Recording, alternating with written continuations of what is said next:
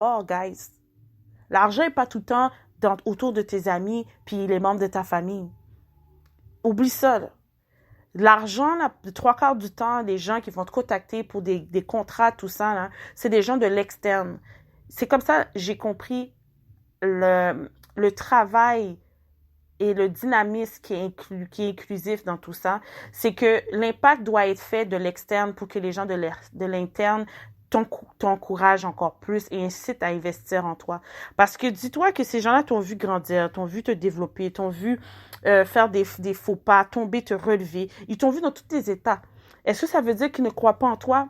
Je ne veux pas généraliser. Je veux plutôt dire qu'ils ont besoin de que tu te démarques et tu te défonces toi-même. Prouve-toi avant. Connais-toi avant. Dépasse-toi aussi. Souvent, on a tendance à pas se dépasser. C'est quelque chose de constaté. L'être humain, quand il est dans une phase de confort, ne veut pas faire plus, ne veut pas sortir de cela. Ça, c'est pour les personnes qui sont très stables. Quand je dis stable, c'est que ils aiment pas.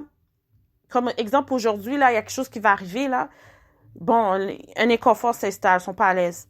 Et yo, gars, on doit bouger à Toronto live. On bouge. OK, gars, on bouge comment? Bon, on prend l'autobus ou sinon on va en voiture. OK, je sais pas, je suis pas encore préparée pour aller, je suis pas sûre. L'hésitation, la peur, la crainte, manque de préparation. Écoutez, quand on part là, sur un coup de tête là, pour une opportunité, un contrat ou quoi que ce soit, the only thing that you need is yourself, your knowledge, your skills, your money, your car. If you have a car, you book a flight if you can book a flight, or you take a bus if you can, or the train if it is in your area, in your country. Je l'ai dit en anglais, je vais répéter. Si vous avez une opportunité dans votre vie qui s'appelle aller de l'extérieur de votre ville, vous êtes concentré, vous êtes confortable, l'opportunité se vient, je vous donne un conseil. Vous avez seulement besoin, en général, de ceci, de vous-même, de votre expertise, de votre professionnalisme, de votre argent, de votre voiture. Si vous n'avez pas de voiture, vous ne voulez pas partir en voiture, prenez un avion. Si vous avez le moyen de prendre un avion, allez-y. Sinon, prenez le train ou l'autobus. Mais saisissez chacune opportunité de votre vie parce que vous ne savez pas l'élan que ça va vous donner dans votre vie. Souvent, la peur nous empêche d'avancer. Souvent, la crainte, la manque de confiance, l'estime de soi nous empêche d'évoluer en tant qu'individu. Donc, osez pas de vous ralentir à cause que quelqu'un vous a dit quelque chose pour vous décourager. Ça devrait vous motiver davantage. Ne laissez rien vous empêcher de vous pousser de l'avant parce que vous pensez que vous n'avez pas les moyens nécessaires de le faire. Il y avait un de mes collègues qui m'a envoyé un contenu de Steve Harvey qui expliquait au début comment il est devenu comédien.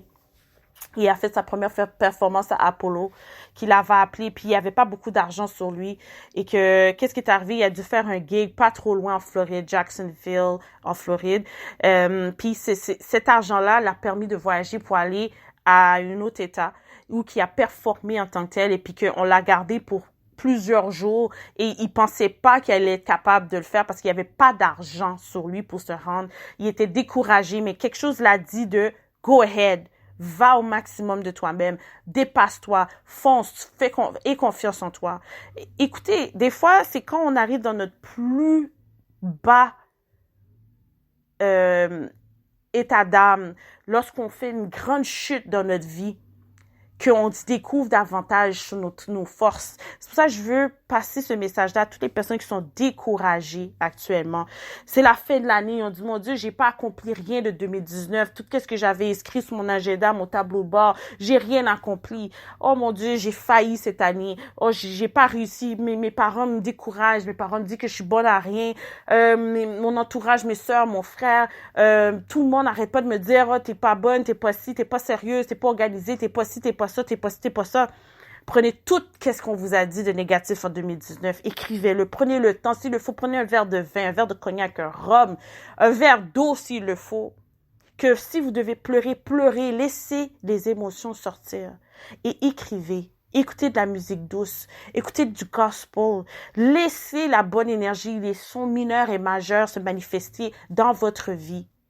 Et à ce moment-ci, je vous garantis, si vous êtes connecté avec vous-même et vous vous connaissez en tant que personne, vous allez voir comment que ce moment-là va shifter beaucoup. Vous allez mettre l'orgueil de côté, la rancune de côté. Vous allez vraiment vous concentrer sur tout ce qu'on vous a dit toute l'année.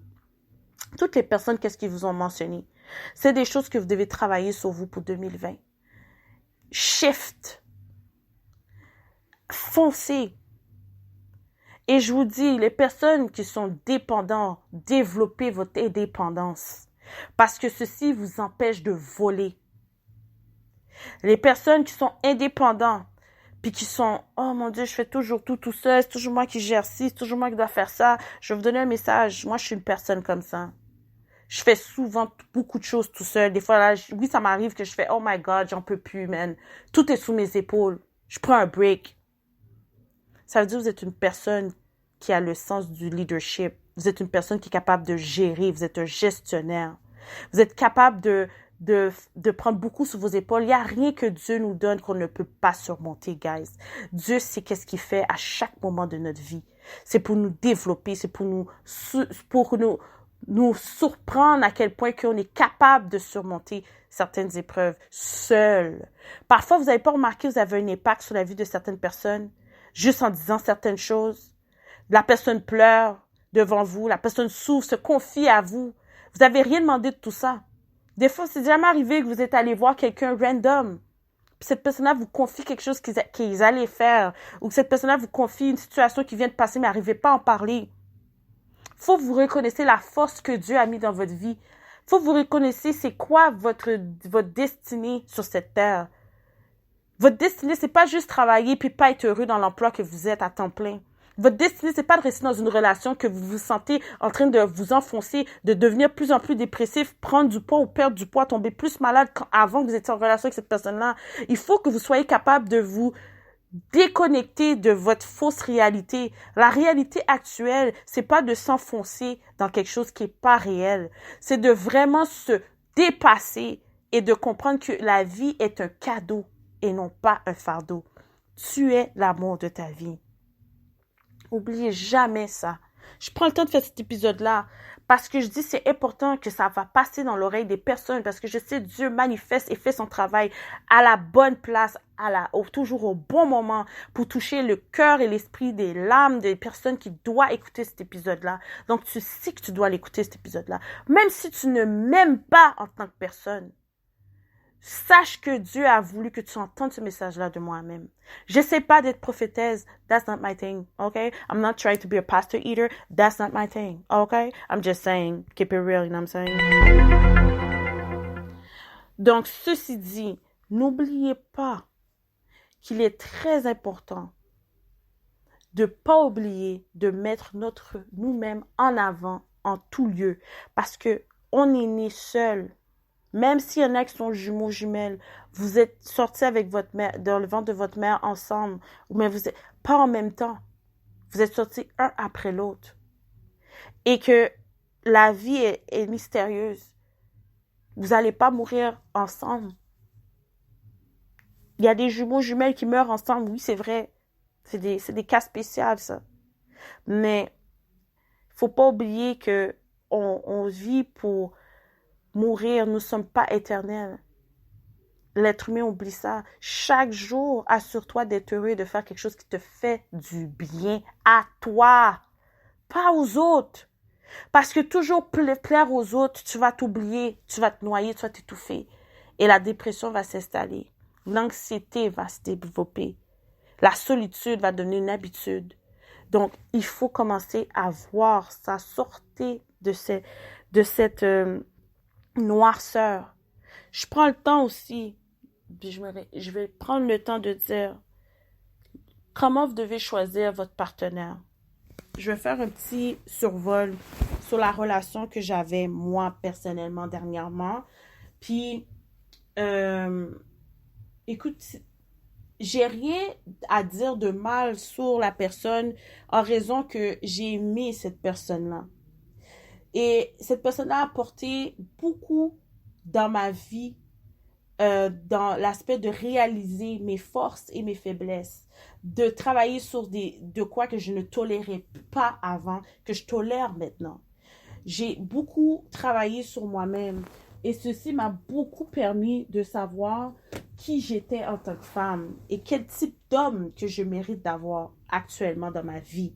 Parce qu'on évolue, la femme évolue, l'homme évolue, l'être humain évolue sur la terre, relatif à nos choix, les circonstances de la vie et nos expériences. Donc, ceci dit, cette relation en tant que telle, elle m'a permis m'a permis d'embrasser les défauts de cette personne-là, de mettre certaines choses que je disais avant je ne voulais pas avoir, puis de me concentrer sur comment la personne me donnait son temps, comment la personne me consacrait beaucoup dans l'attention en tant que telle qu'il m'offrait.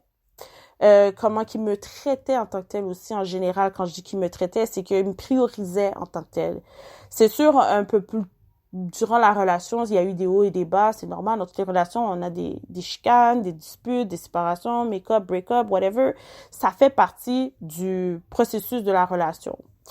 À un moment donné, j'ai pris un recul dans la relation parce que j'ai dit, j'ai besoin de balancer 3 choses qui sont prioritaires dans ma vie actuellement. La première chose, est-ce que je suis heureuse dans cette relation-là? Une chose qu'on oublie souvent les femmes, parce qu'on veut tellement être avec quelqu'un, on veut pas être seule, qu'on oublie qu'on est heureuse. L'homme aussi. Tellement peur de rester seul. Malgré qu'il pourrait avoir plein d'autres femmes autour, là, ou des petits fleurs, des petits checks, des affaires gauche à droite, là. Des fois, il est peut-être pas heureux, mais il reste là parce qu'il aime cette femme-là. La femme aussi reste avec cet homme-là parce qu'elle aime cette personne-là. Mais elle n'est pas plus heureuse que ça. Elle souffre beaucoup. Il souffre beaucoup. Ça, c'est la première question que je me suis posée. Deuxième question, je me suis dit, est-ce que j'ai une bonne complicité avec cet homme-là? Complicité dans le monde visible et invisible. La spiritualité est très importante dans une relation. Pour la conception d'un enfant, pour fonder un foyer, fonder une famille, pour bâtir des projets concrets dans le long terme. Est-ce qu'on avait une bonne complicité? Et la troisième question que je me suis posée, mes valeurs familiales le rejoignent. Est-ce qu'on se rejoint sur cela? Pour vouloir avoir un enfant, pour vouloir aller habiter ensemble. Il y a des choses qu'un homme peut faire indirectement qui veut passer un message pour te dire que il voit un potentiel en toi, mais il n'est pas sûr. Ou il sait qu'il ne va pas habiter avec toi, mais il te garde à côté de lui parce qu'il aime ta présence, il aime comment que vous êtes en tant que tel. Indirectement, je sentais que la relation devenait de plus en plus amicale. Il y avait il y avait moins d'intimité entre nous. Ça ne veut pas dire qu'on n'était pas attirés un envers l'autre, mais je sentais que on s'enlignait plus vers l'amitié, qui est quand même bon dans une relation en passant. C'est très important d'avoir une amitié en passant. C'est juste que je sentais plus le besoin de me battre pour la relation. Je me sentais plus j'avais plus la détermination de vouloir aller de l'avant. Je voyais pas que je voulais habiter avec lui non plus. Vous voyez, j'ai pris le temps de prendre de la distance. J'ai toléré beaucoup de choses qui faisaient pas de sens non plus. J'ai exprimé toute ma frustration, j'ai exprimé toutes mes peines, j'ai exprimé toutes mes joies. J'appréciais, tu sais, comme la personne, des fois c'est vrai, tu peux manquer, après une séparation, une dispute, où on n'est plus ensemble pendant quelques semaines, un mois, whatever, puis là tu penses à la personne, ça te manque, ok, une reconnexion se fait, puis là tu vois que le un mois ou les semaines, vous étiez plus ensemble, ça comme vous sentez que vous êtes en train encore de chuter au niveau énergétique. Là, vous sentez que la compatibilité n'y est plus. Donc là, c'est là que vous devez commencer à réfléchir. Est-ce que je suis en train de régresser ou d'avancer? Est-ce que j'évolue avec cette personne-là? Est-ce que je suis capable de me concentrer sur mes projets à moi? Est-ce que cette personne-là prend trop de mon temps et mon énergie? Est-ce que c'est à cause de moi que je donne trop d'énergie à la personne ou la personne me demande beaucoup d'énergie parce que je veux tellement être présente autour de lui, je veux tellement bien faire? J'écoutais une capsule de Breakfast Club qui expliquait l'erreur que souvent des femmes ont fait. On veut tellement s'assurer de faire bien à un homme que c'est l'homme qui doit se prouver et s'assurer qu'il mérite qu'on agisse bien avec. Mais vous savez quoi? on a beaucoup de mentalités d'hommes aujourd'hui. On a des hommes qui s'en foutent de nos valeurs, nos principes. On a des hommes qui respectent nos valeurs, nos principes. On a des hommes qui ont juste simplement pas de valeurs et de principes, en général pour eux-mêmes, que c'est pas prioritaire pour eux, que avec le temps, ils vont comprendre ça à cause que la femme les chérit, la femme prend soin de lui, la femme elle lui montre toute l'attention